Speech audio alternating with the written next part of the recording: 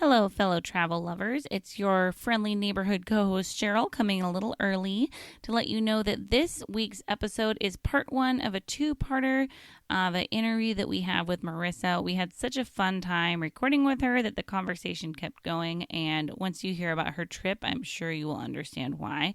So enjoy part one this week and come back next week for part two.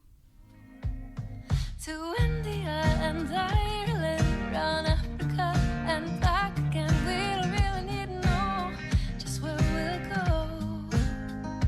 Maybe Canada, then to Brazil, then through the Alpine foothills. All I really want to know is, can we go?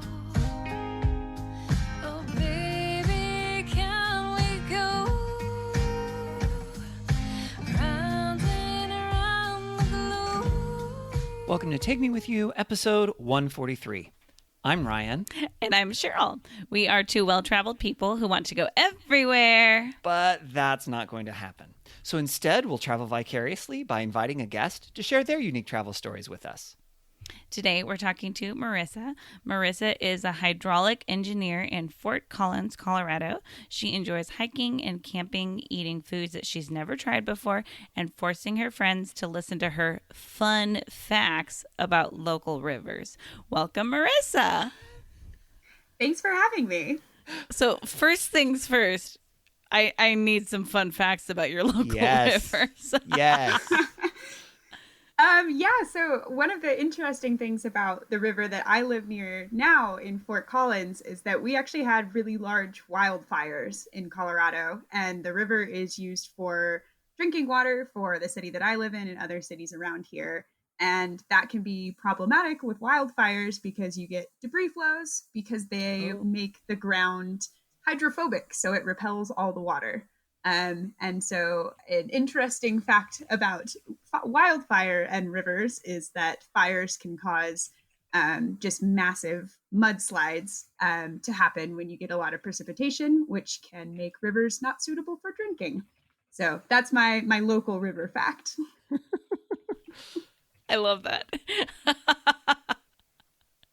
You sound like a hoot at parties, and I'm very excited about this. Every time I'm hiking with people, I always have, did you know this about this river and that one? Because that's what I do for work. And some of them are fun and some of them are maybe less so. That's awesome. That's okay. I'm also intrigued, and I'm surprised, Cheryl, that you picked up on the fun facts first. But you like to try very different foods, and Cheryl is very much in the food world. So What are some of the coolest or most interesting or maybe grossest foods you've ever tried?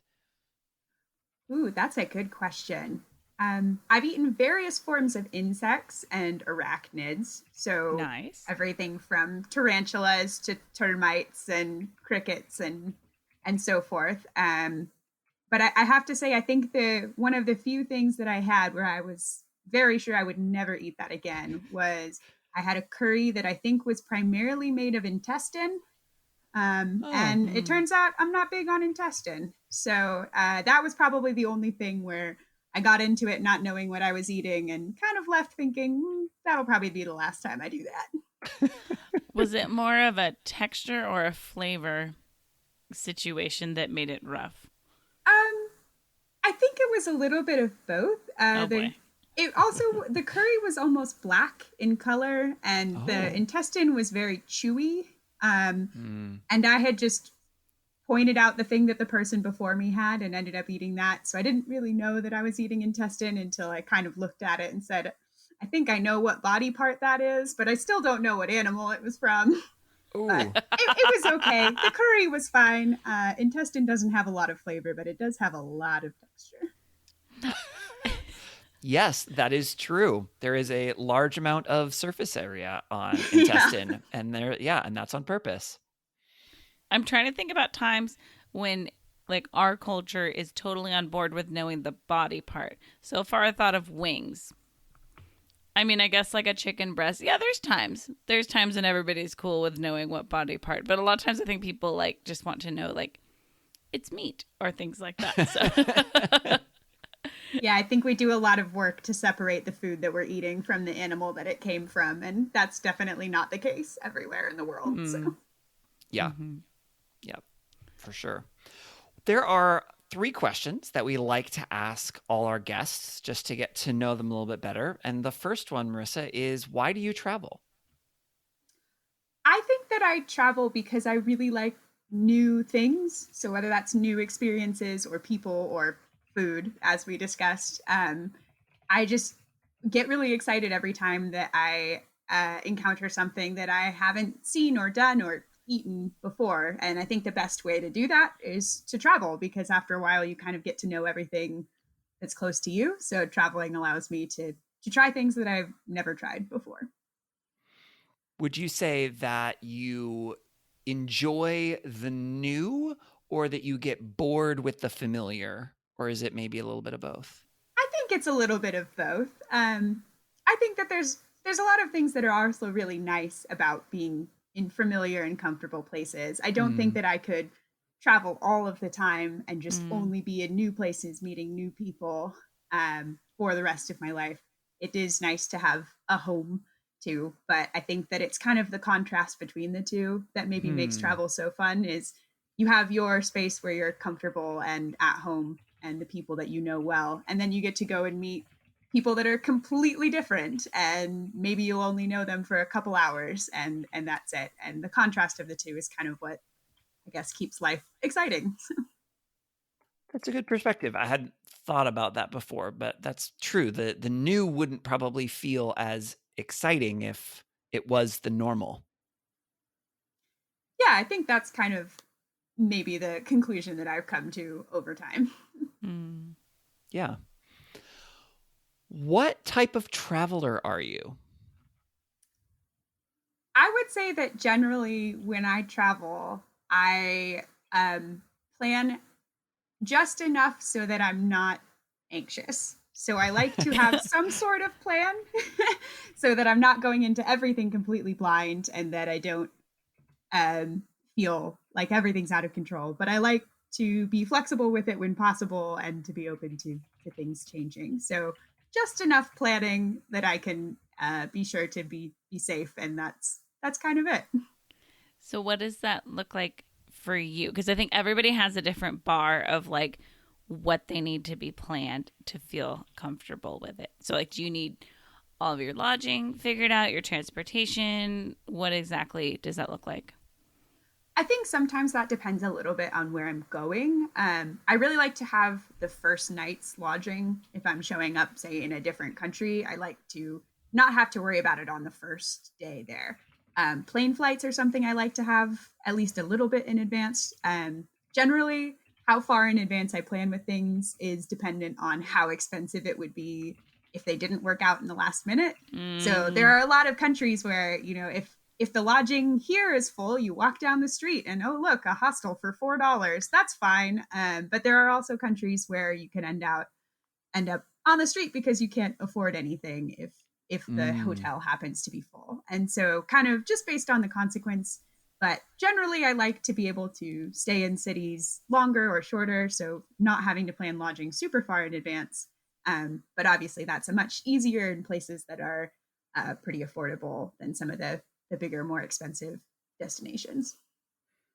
do you typically go to one country or one city and do things around there, or do you bounce around a lot? And so you're also trying to navigate, when do I decide to go to this other city or this other country and things like that? I think that the trip that I'm planning to talk to you guys about, I spent 6 months traveling, and so that was from country to country, bouncing Mm, around as I saw fit. But that's a really unique experience that having a 9 to 5 job doesn't really allow me to do that so much. So I do have to have a little bit more planning and have an end time. So most of my travel since then has been going to a country and having some sort of a plan and adjusting as necessary. But I've also been lucky to have a lot of my travel, especially international travel, be based around visiting friends that live in other countries. mm, So then a lot of times it's easy to be flexible because they have good suggestions and maybe know people in other places. So yeah. you can do a lot less planning if you know a local. That is very true. It's so true. And I think, like, whenever I visited friends who have moved to other countries, they're also just so grateful to have a guest and have a visitor. And I've been told several times by people, like, man, so many people told me they were going to come and visit, and nobody actually has yet. And what a great time to take advantage of traveling to that country is when your friend lives there.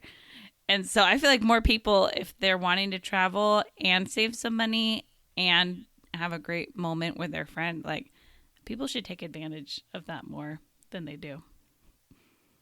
I would definitely agree. It's been some of the best trips that I've taken. And I try to, make sure that anyone that I know that lives in another country, if you're coming through Colorado, let me know, because it's also really fun to get to show people, this is what my life looks like. This is what we like to eat. This is what we do for fun. And so it's fun to be able to do that in both directions, see somebody else's life and then also share yours.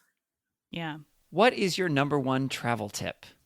I think my number one travel tip, and this is maybe especially aimed at people who haven't traveled a lot, would be to say yes to everything once.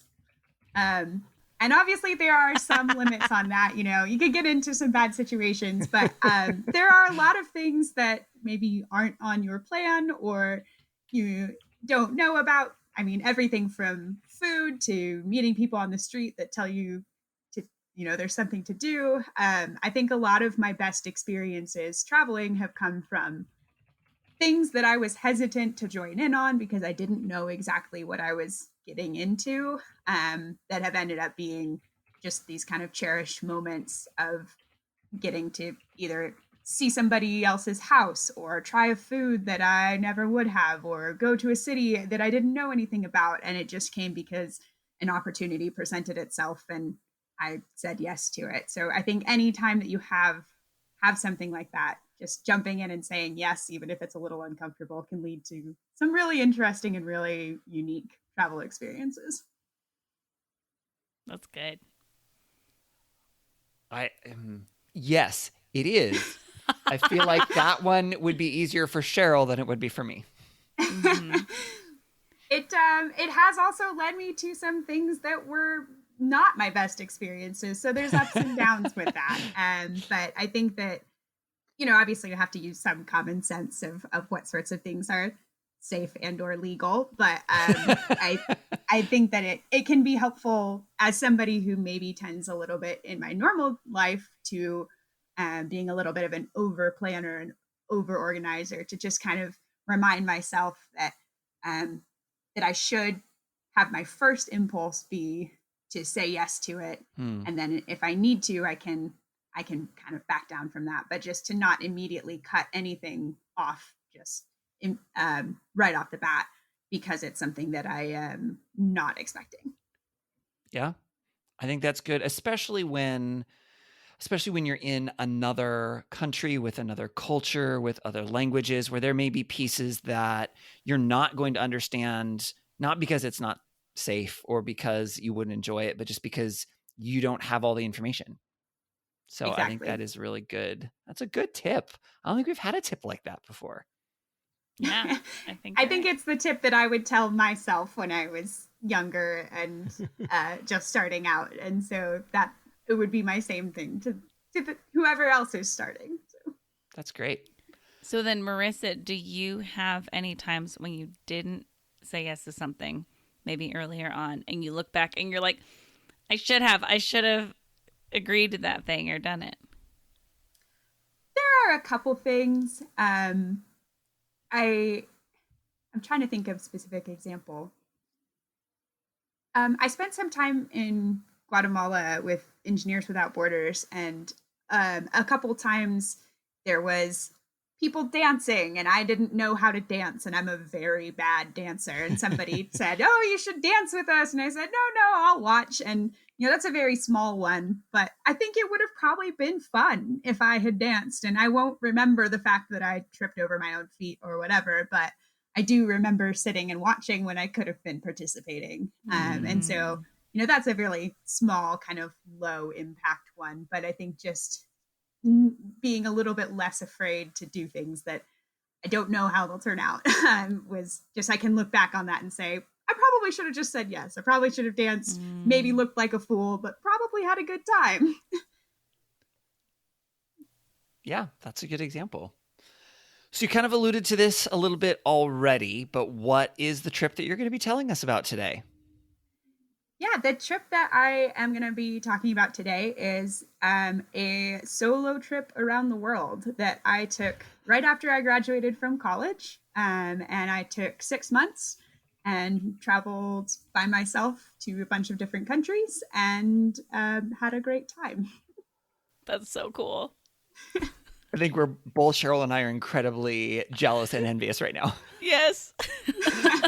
Yeah, it was a very unique opportunity. And I think I was fortunate to have a lot of people in my life who encouraged me to take the time and take the opportunity, because I know that there can be a lot of pressure coming out of college. You know, you got to find that job and start that job and start making money because you haven't been really for 4 years and everything. And I think both my parents and other friends and mentors in my life said that, you know, you won't necessarily have a time like this again. So if you have something you want to do, now is the time. And they were very right. That's cool. So could you just start by listing the countries you went to? Yes. So I first visited Iceland, and then I was in Croatia, Bosnia and Herzegovina, and Slovenia. I then flew to Rwanda and was in Rwanda, Tanzania, and Kenya. I then spent some time in Nepal, and then Thailand, Laos, Cambodia, and Vietnam before flying home. Nice. You got like a whole sample platter of the world, it sounds like. It was a lot of jumping from place to place, quite a few different continents mixed in. Yeah, and kind of maybe the decision-making process in how I ended up in the places that I went to was, in general, they were all countries that I'd wanted to visit at some point. But a lot of the thought process was particularly a few places that were cheaper to travel. I had a lot of time, but not necessarily a lot of money. I think that's kind of the trade-off you make throughout your life as you have the money to travel to nicer places, you have a lot less time to do so. So I had time, but not as much money. So I avoided most of Western Europe for that reason. And then also some places that are somewhat hard to get to from the US, just in terms of flights, that are a lot easier to get to if you're already over one of the oceans. So particularly with sub-Saharan Africa for that, it's a lot of flights to get from Seattle to Rwanda normally, but it's a little bit shorter if you're going from somewhere slightly closer. So that was kind of the idea. And then to try and spend a little bit of time, at least a month, in the same area of the world, to have some time to get my feet under me and to maybe get used to a little bit more of the culture and have some time to adjust my plans based on what I learned when I got there. So with the planning side of things, you had the countries that you were going to before you went. You had decided those, yes? Mostly. I actually ended up changing the plan slightly. I had intended to spend time in India and changed that when I was in Africa, talking to a lot of people who said that it might be pretty tiring to travel as a solo female traveler in India. It was also really hard to plan anything without pretty consistent internet when I was in Tanzania. And so my thought process was, somebody recommended Nepal as an alternative that's a little bit easier to plan and get around. And that was the main change to my itinerary. But I did change the amount of time I spent in places, but otherwise the countries were essentially the same. With the amount of time that you spent places, did you have a ballpark of how long you wanted to, or did you just go to the first place and you're like, I'm going to stay here until I'm done, and then I'm going to go to the next place? I had a few of the plane tickets when I started. So I had my plane ticket out of Iceland to Croatia before I left.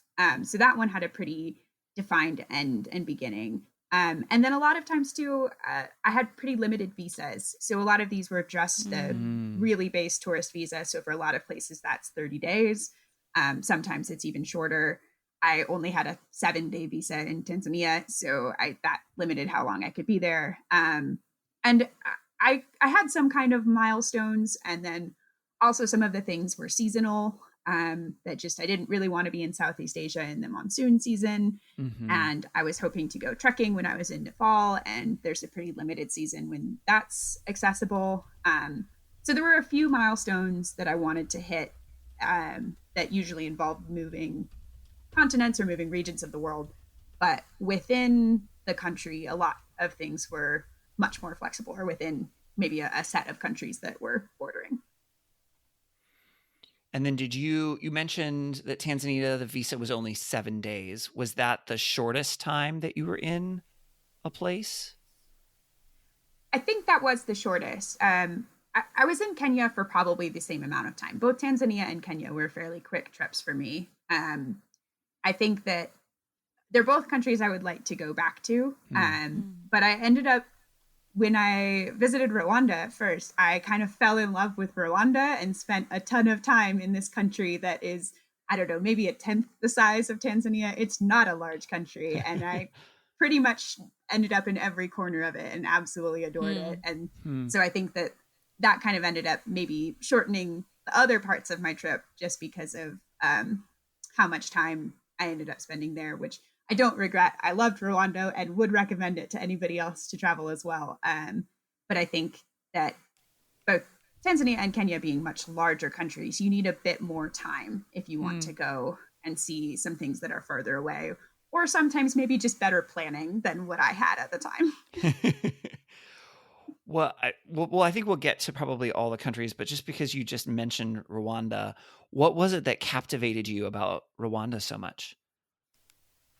I think that part of it was my first time being anywhere in Africa. And I think as a fairly young person and somebody who maybe didn't have a ton of travel experience, I had a really maybe stereotypical idea of what it would look like to be in Africa and had psyched myself up for this being somewhat difficult.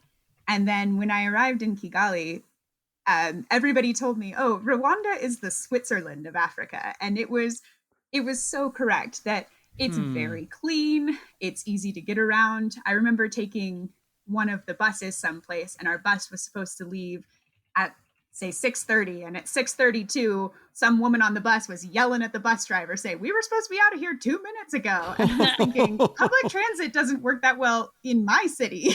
I'm happy if we're within an hour of when I'm supposed to go on the bus. So that was a very different experience. There were some things that were completely different and kind of maybe more classically African in terms of the food and like getting around on transport. You mostly rode on the back of a hired motorcycle was kind of the main way to get around the city. And obviously there's the safaris, and they have the mountain gorillas you can go see in the country, and some things that are really unique. But as far as logistics of travel, it was very easy for me to navigate by myself. I asked the owner of my hostel, who was about my age and from Rwanda, I asked him just about safety and walking around on the street. And he said something along the lines of, "Oh, you're probably fine by yourself until midnight. And after that, you might want another person with you." And if somebody had asked me at that time about walking around by themselves in Seattle, I would not have been that cavalier about it. So it was like, I felt safer there than at home. It was super easy to get around. The people were super friendly. And it does have a really interesting and I think important past to understand. And I think a lot of people, when they think of Rwanda, maybe they saw Hotel Rwanda or have heard about the Rwandan genocide and kind of still picture the country that way. But I think it's a really interesting example of how a country has endured something that was so awful and so important. I mean, it affected a massive amount of their population, and they still remember it. There's still museums and memorials, and they're pretty prominent. And people will talk to you about it, but they have managed to find ways to move forward as a country and are very proud of that. I think that's a big part of kind of the Rwandan identity from people that I talked to. So I think it was really interesting to see, and I think something that a lot of other countries could learn from. And I think in general, maybe as the US or Western world, we don't always remember to look to African nations to see what they're doing as well. But it was a pretty impressive example of how a country has decided to kind of band together and move forward. That's awesome. What year were you there? That would have been 2016. So that would have been, I think, October or November 2016. Okay, so not too long ago then. Yeah. That's really neat. Wow. So this is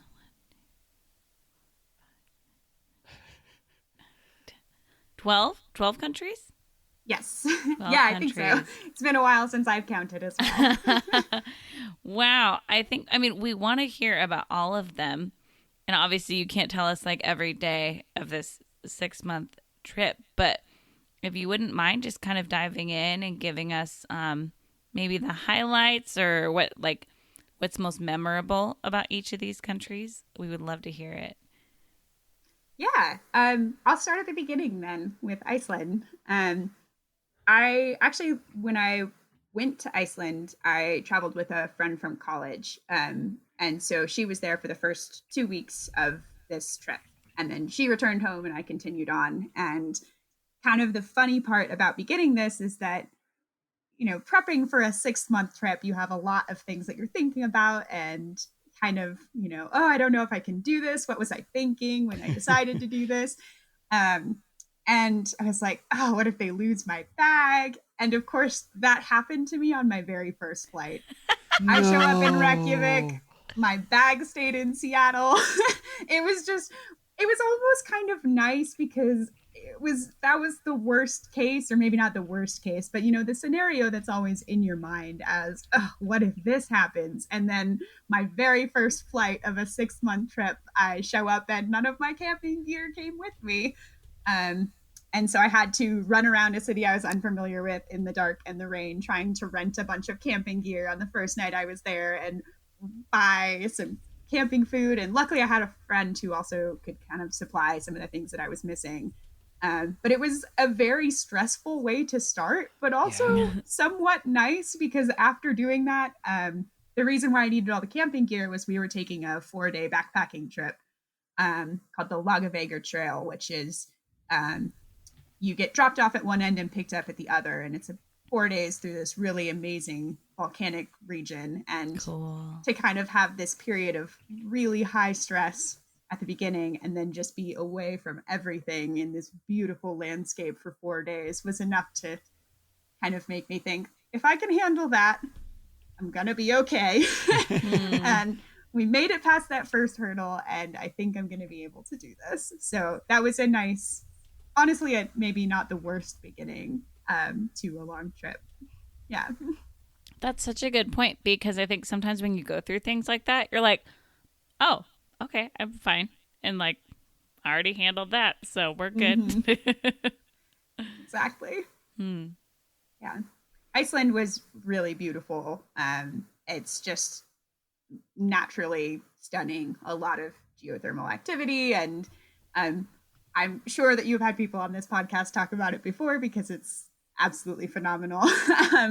But I think it was interesting to me to learn that Reykjavik's favorite food is the hot dog. So there's a hot dog cart that everybody recommended to us, and I would also recommend to anyone else. So if you are in Reykjavik, you go get the hot dog, and it has some sauces on it and things, and probably the only affordable meal in Iceland as well.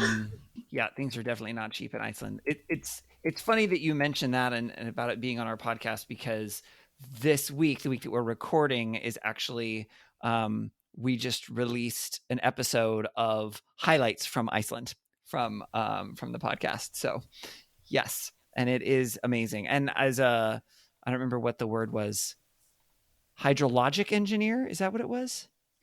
Hydraulic, but I actually do both. Okay. Oh, and there's a difference between them, of course. But I would guess that with the alternate energies and all the geothermal stuff, like that must have also been a layer of interest for you while you were there. I mean, obviously you weren't the engineer yet when you went, Or were you?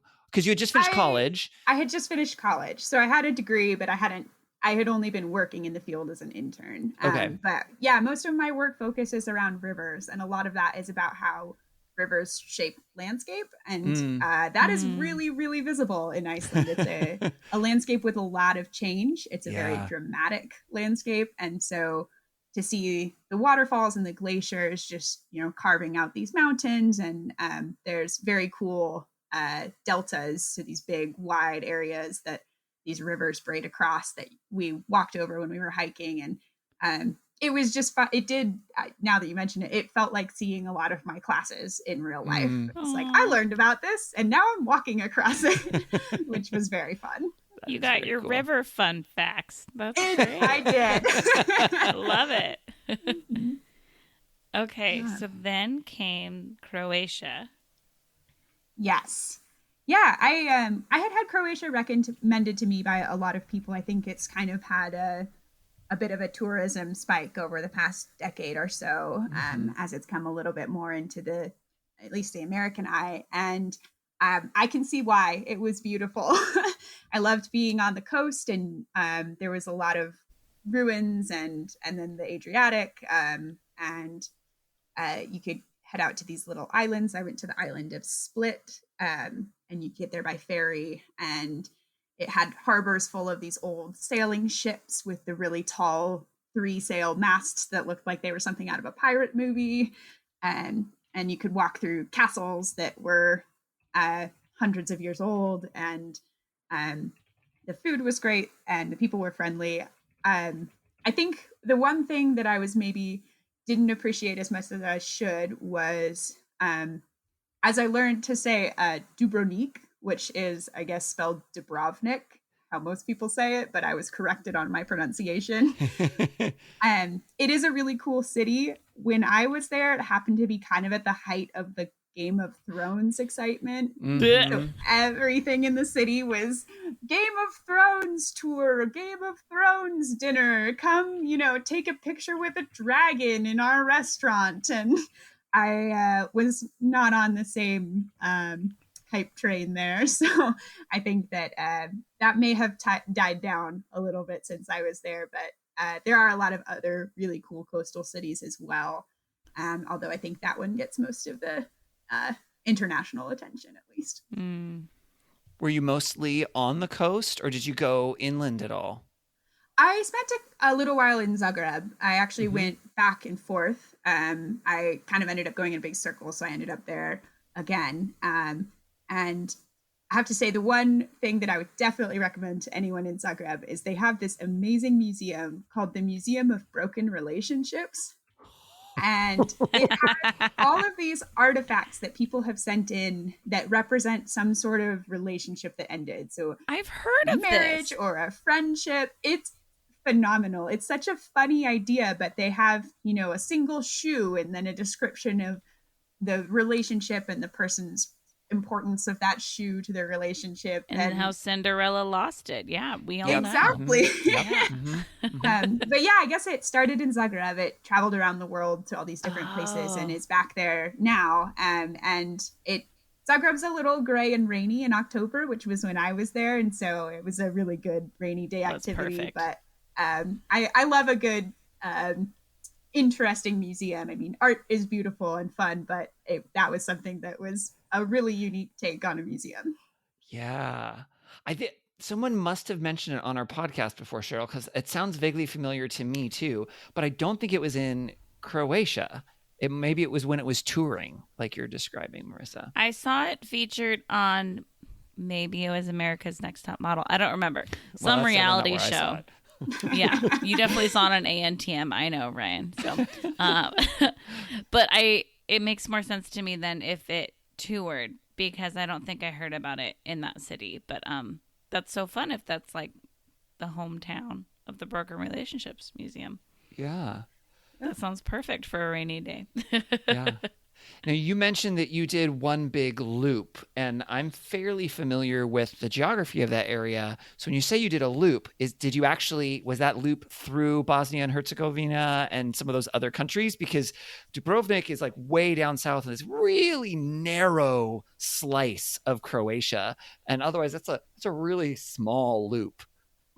No, that's including the other countries. So I Okay. kind of started in Croatia. Croatia has some of the larger international airports, which was really the Yep. reason for the loop. It's a lot Yep. cheaper and easier to fly out of Zagreb. Mm. So I flew into Split and then went kind of down the coast of Croatia, up north through Bosnia and Herzegovina, through Zagreb, down through Slovenia, and then back to Zagreb to fly out. So I didn't really know much about Bosnia or Slovenia, just that somebody had told me before I left, if you're going to be in Croatia, it's worth going to Bosnia and Slovenia as well. And I think I've parroted that advice to at least 50 people, because if you're going to be in Croatia, you really should go to Bosnia, or in my personal opinion, Slovenia was the most interesting of the three. So anytime anybody said, I think I'm going to go visit Croatia, I've just been like, have you considered Slovenia? So, Oh, nice. Okay, so why for both those countries? Why? yeah, I'll start with Bosnia. And I think part of the experience there is, again, it has a really interesting history, and looking at Sarajevo and seeing the buildings. And I was really fortunate to get to meet a lot of people that lived and worked there, and kind of took me through their houses or their jobs and explained to me their experience of being there when the city was under siege, which I think made that probably more impactful for me. It's beautiful, and again, as maybe somebody who loves rivers, the city of Mostar has this beautiful bridge, and these really old buildings. I think it's also a very interesting place where you kind of have a little bit of an east meets west. There's a lot of architecture that would look in place in Austria, the window boxes and these beautiful buildings, and then as well as some very cool Turkish influences and mosques and Turkish coffee and Turkish delight. And one of the funnier things that I learned when I was there is that if you visit somebody in Bosnia, they will offer you coffee if you come, because you do that for all visitors. But they only actually want you to stay if they offer you food as well. So if you don't get offered food, you should probably leave. Okay, so this is like in our culture, how when someone says, how are you? They don't actually want to know how you are unless they repeat themselves. And then they actually want to know how you are. Yes, it's the exact same thing. So if somebody offers you coffee, it's not necessarily an invitation to stay for a long time. And how did you figure that out? I actually figured that out from I stayed mostly at hostels while I was traveling, and one of them that I stayed at was kind of just like a large house, and I was traveling a little bit in the off season. They mostly have summer visitors, and I was there in the fall. So I ended up being the only person staying in this whole hostel. Oh, wow. And the owner, for some reason, was also a Seattle Seahawks fan, which doesn't really make sense to me. But he had flags up, and that got us talking, and we ended up having coffee. And then when he offered me food, that's when he explained that, because he had some Turkish delight, and he said, oh, if people bring this out, that means they want you to stay. But otherwise, it means that they don't. So Interesting.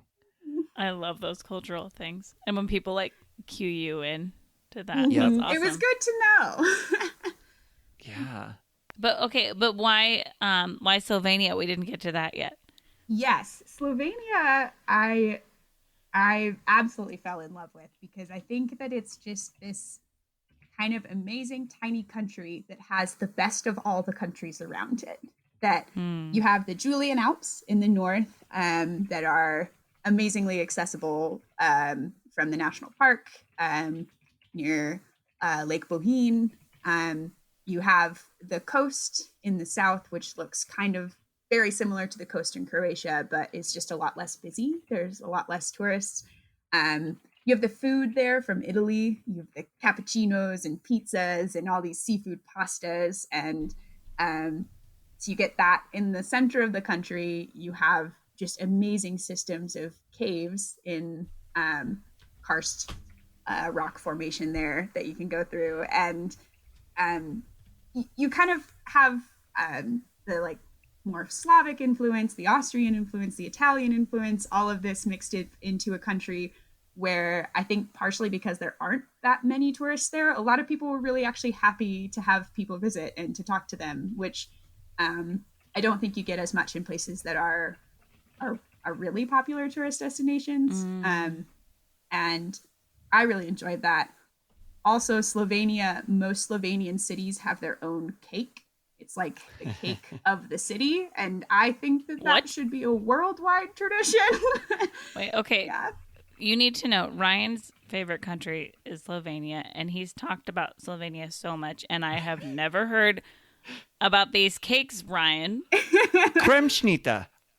Well, yeah, sure, you can tell me now after Marissa did. I didn't know that each city had their own, but I'm familiar with at least one of them. Wait, so is this like a state bird, but much more interesting?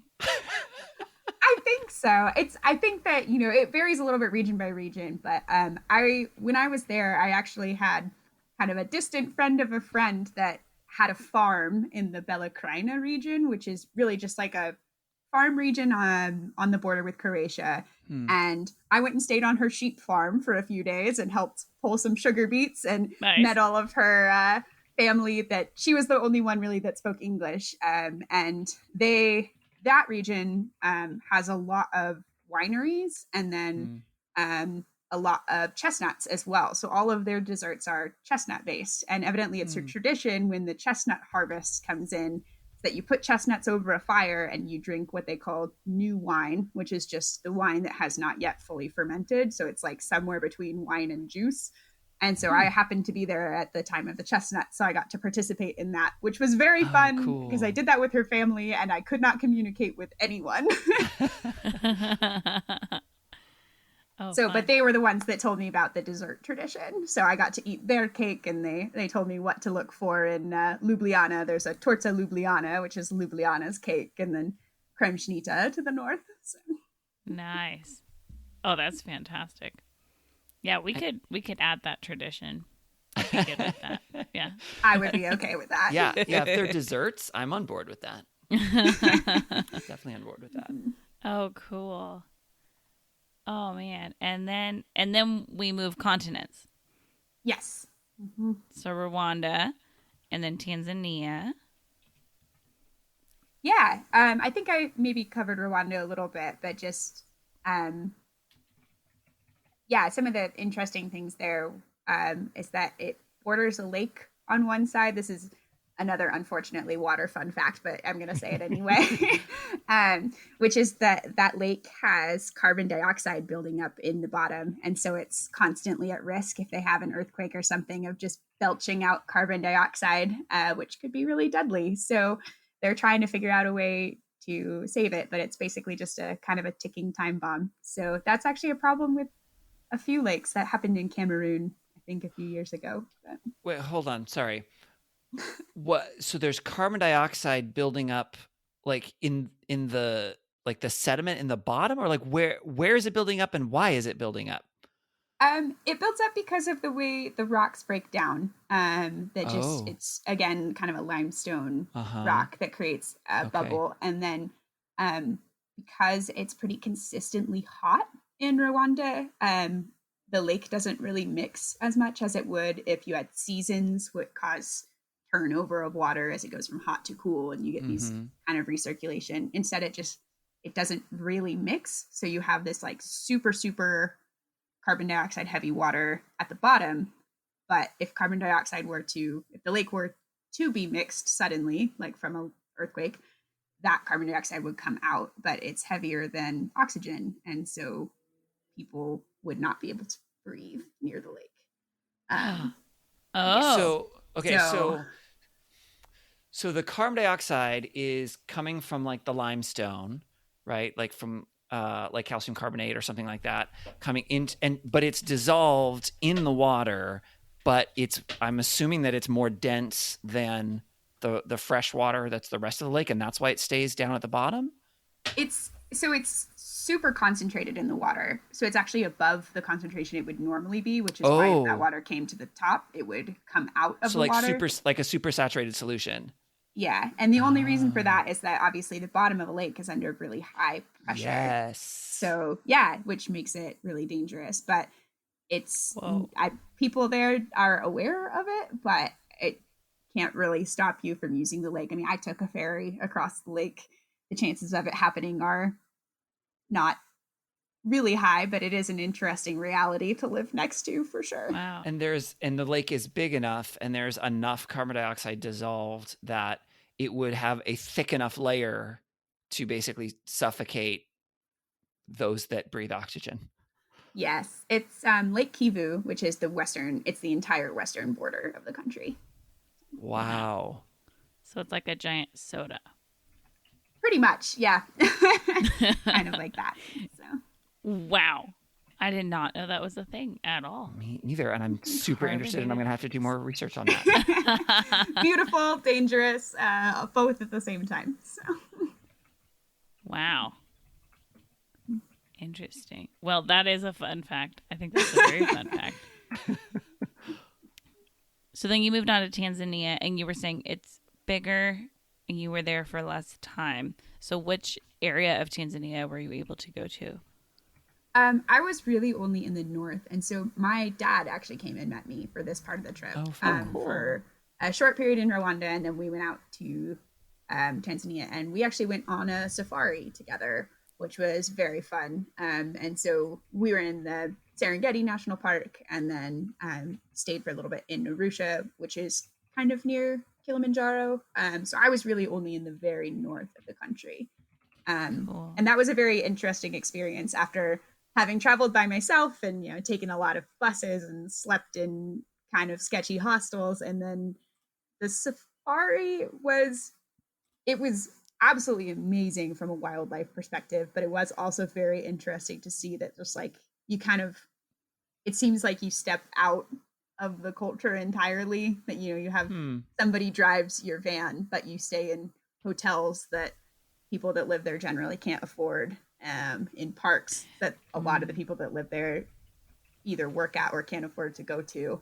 And it is very cool, but I think that like a lot of the people that we met while we were on safari basically fly into the country, hop in a safari truck, and then fly out.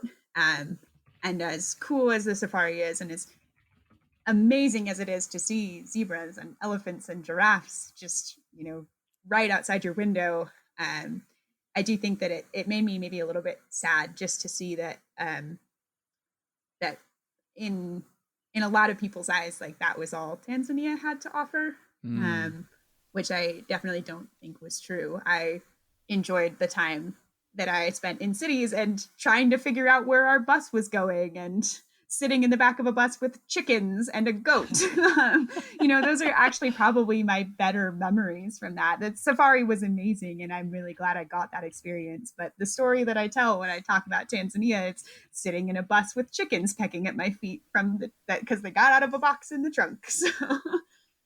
Yeah. So it sounds like a large piece of travel for you is actually experiencing that local culture, local life, reality in a location, as opposed to just like going to Disneyland in a country, which sounds like then it's greater than just you desiring change or new, but actually like authenticity as well, is what I'm hearing.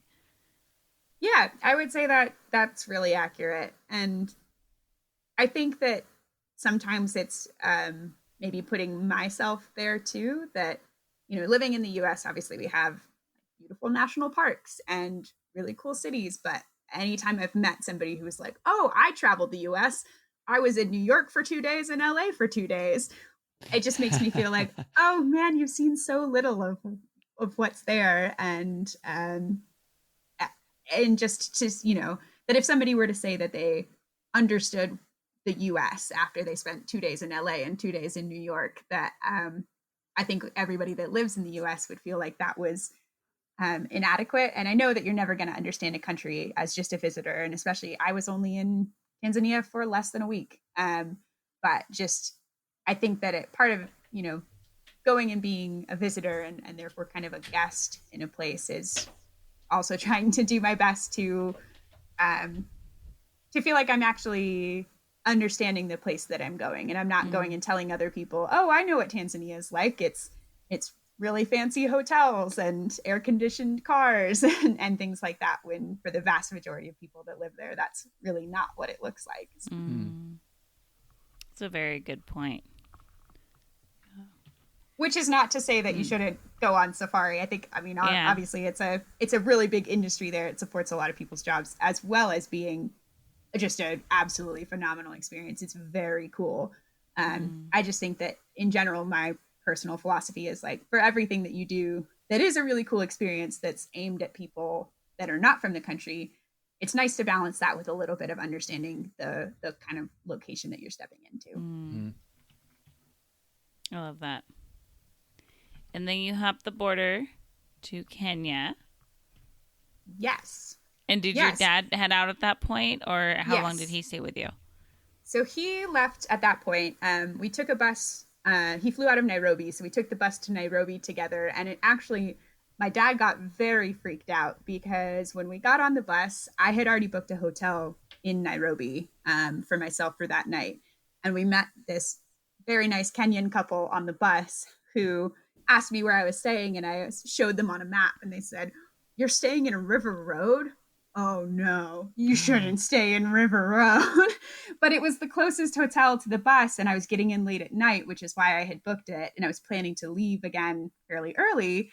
And I was like, I'll just go to the hotel. Everything will be fine. But all my dad heard was, "Oh no, your little daughter shouldn't stay in River Road." And then, of course, the hotel that I went to that said they had internet, like many places, didn't actually have internet. So I had no way to contact him to tell him I'm okay for like the next 2 days. So my dad got home from Africa and was just like, "Oh, she's been abducted." Oh. Which I hadn't been, and eventually I was able to contact him, but I think my mom said that he was very concerned. Oh. Yeah. So if you do end up in Nairobi, maybe don't stay in River Road. It wasn't the greatest area of the city. They were right, but it was okay. Very so cool. what's Kenya like? What sorts of things did you do there, and how is it similar and different from Tanzania and Rwanda? So first off, Kenya was maybe a little bit easier for me to navigate in that a lot of people spoke English or some version of English, as opposed to in Tanzania, most people spoke Swahili, and I don't speak Swahili. And then in Rwanda, people spoke English fairly well, and then the older people spoke French, and I speak some French, so I could get around there. But in Kenya, almost everyone spoke English, and kind of the language that most people use regularly is some mix of English, Swahili, and local languages. So it's kind of just a jargon dialect. I think a lot of what most people go to Kenya for was things that I had already done in Tanzania. So safaris, which, I mean, obviously different national parks and you can see different things, but my goal was to try something that was a little different. And I ended up going out to Mombasa on the coast. And Mombasa is an interesting city in that it's has a lot of Muslim heritage there. So there's a lot of really cool mosques and some interesting forts that are a bit older. But you can get a cup of chai anywhere on the beach there. So there's also a pretty heavy Indian influence. There's a lot of trade that goes between the two cities. Swam in the Indian Ocean and learned which anemones I shouldn't poke because they're evidently poisonous. So that was good to know. And then from Mombasa back to Nairobi, I took a train that I think they called the Lunatic Express. Yes. I think the name comes from when it was being built, that the idea of building this train was that only a lunatic would do it. It's a fairly long train ride. It's supposed to be about 24 hours. is the typical journey. And that's about how long mine was. But everybody does give you the warning before you go that if the train breaks down, it's a very old sleeper car train, or if there's elephants on the tracks or something like that, that the journey could be 3 days. Oh my. So just to be prepared. But I got lucky and it was a pretty quick trip, but kind of, for me, very fun. I've not really been in a sleeper car train like that, where you have, a bench that converts into a bed, and there's a dining car where they brought us our meals. And Wow. that was very fun. And on top of that, I mean, you are going through just these massive grasslands in Kenya, so you could occasionally look out and see a herd of zebras or a giraffe walking past, or some elephants and things. So it was like a high-speed safari with sleeper cars, which was very fun. Yeah. And where were you headed? That was back to Nairobi. Okay. So that was just, I really only was in Nairobi and Mombasa and then on that train. So I didn't see much of Kenya. I was only there for a little over a week. And I would love to go back at some point and see more, but I was kind of traveling slow. If you take a 24-hour to 3-day train, you're not really on the fast track. So Yeah. And then you went where next? from there, I actually flew to Nepal. So I was in Kathmandu for a little while, and then went and trekked the Annapurna Circuit, which was about 15 days of hiking. Wow. Which was a very unplanned thing for me. Like I said previously, I had meant to go to India next, and ended up going to Nepal kind of last minute. And when I showed up in the hostel there, everybody that was there had just finished trekking and said, it was amazing. It was so fun. It was very easy. You can do it without a guide. Just here's a map. Here's all of my stuff. They were all leaving, so they gave me sleeping bags and coats and maps and hats and trekking poles, and all of this stuff was just given to me by other people. And so I went and got the permit to do it, and there was a public bus out to where the trail starts, and had kind of a reality check the first day. The first day of my trek, it's supposed to be somewhere between 12 and 14 days around this circuit. And everyone I talked to had said, oh, there's so many other people doing it, you'll have no problem. I showed up about 6. My bus ride that was supposed to be 4 hours ended up being 10 hours, which if you've traveled in developing countries, you know that is just the way it is sometimes. And that was the way it was. So I showed up later in the day than I had hoped. And then I was following a map, but I got a little lost. And then I got chased by a cow that I accidentally surprised. And a bull, I guess, and ran up a tree until it went away. And then it started getting dark, and I was just trying to find the first place to stay, and ended up, this man approached me and said, hey, I have a guest house, you can stay there. And I did, and I was the only person at the guest house. And then I think that night that he stole from me was like, I was out of like in the kind of main room of the guest house eating dinner with his family, and then I saw like the light go on in my room, and then it was only like $7 or something. But the idea of being in a place where so far I've gotten lost, gotten chased by a cow, ended up late, I haven't seen another person, and I've been like had somebody take my money, I just at that point was like, tomorrow I'm just gonna walk back and go home, and I'm done with this, I'm not gonna do it, I don't know what I was thinking, kind of that whole thing. But when I woke up in the morning, it was, the whole new day, and it was light, and I thought, well, I'll try a little bit further. And maybe an hour into the next day, I ran into another group of people that were doing the same thing, and ended up hiking with them for the rest of the time that I was there. And it was really good, and people were right. But, you have up days and down days, and that was definitely, that first day was a down day for me. Well, and we'll get to the next country in a minute, but I think I'm also curious because you said this was a solo trip, and you started with someone that you knew, and then there were like friends of friends that you knew along the way, and then your dad joined you partway through. But a lot of this was you by yourself.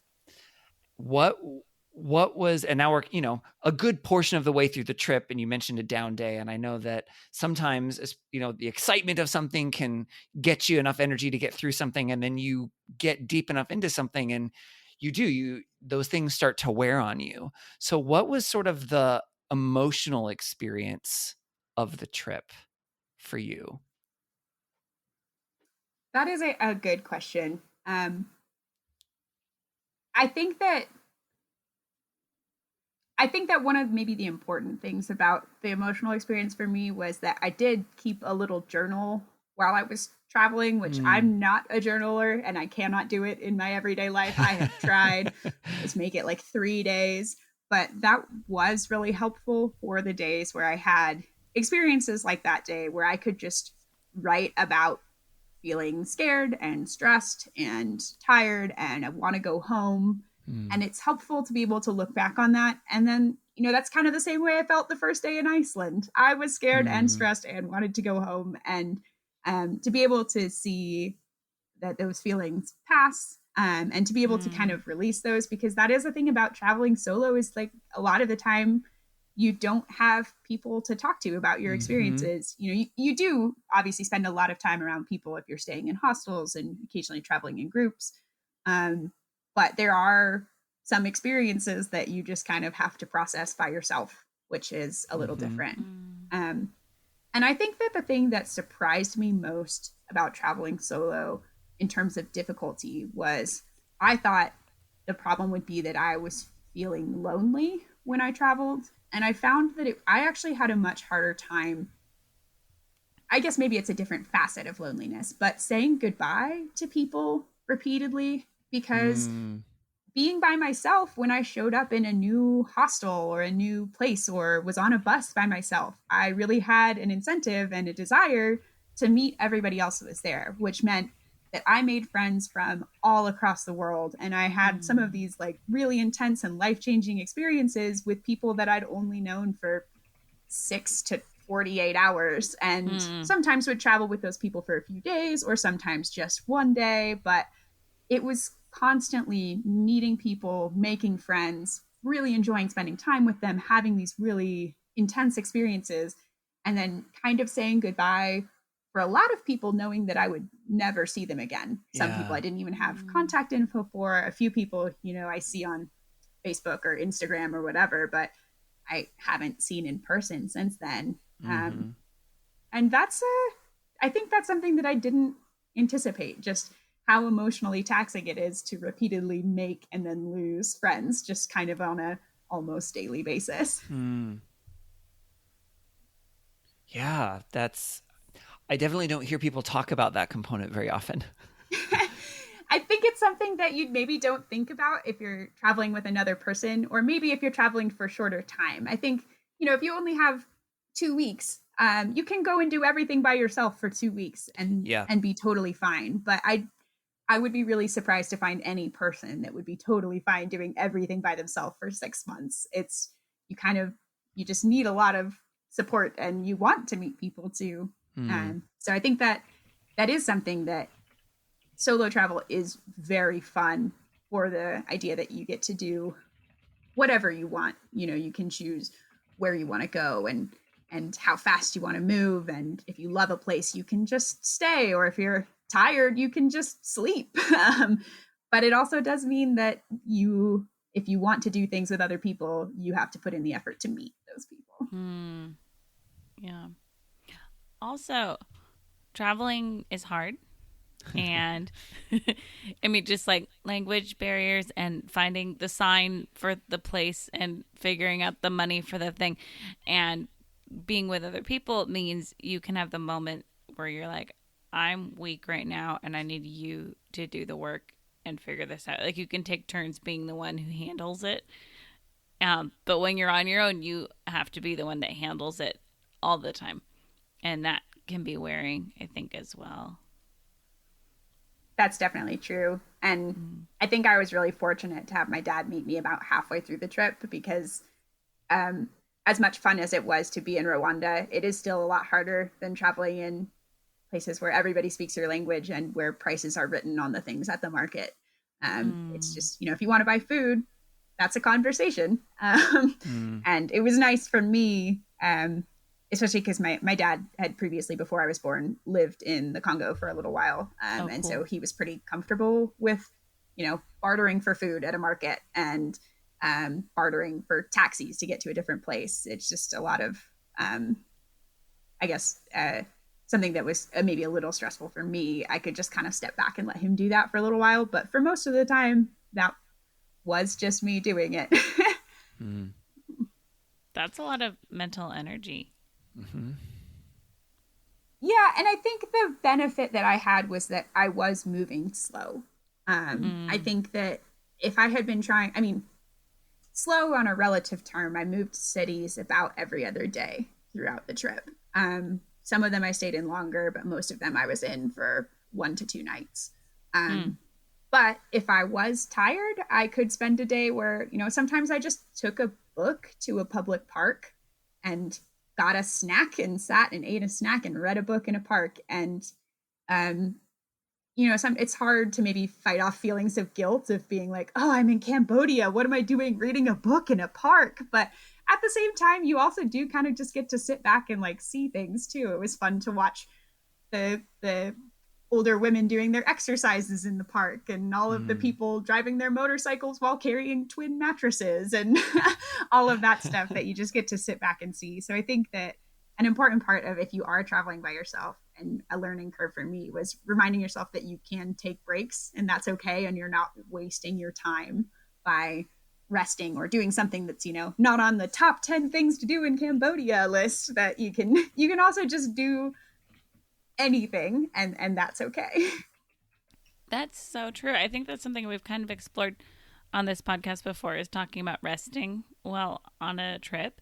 And a lot of guilt can come with that if you're not maximizing all of your time at every moment. But also, we're still human, and our needs at home don't really change very much when we're traveling.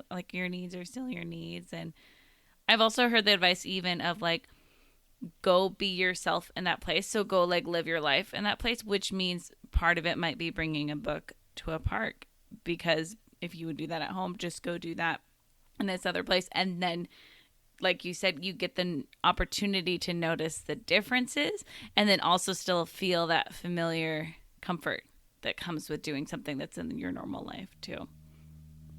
Absolutely.